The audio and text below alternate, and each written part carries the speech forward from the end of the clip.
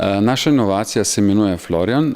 To je regulator vleka v dimniških sistemih, ki izgorevajo biomaso.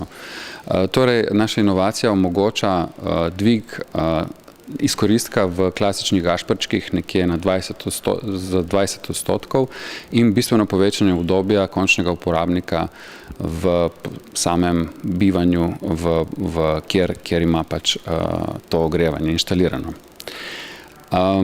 Sama inovacija ima zelo velik tržni potencial, nekje 60 milijonov tovrstnih aplikacij, to se pravi gašperčkov je po naših ocenah v celotnem svetu.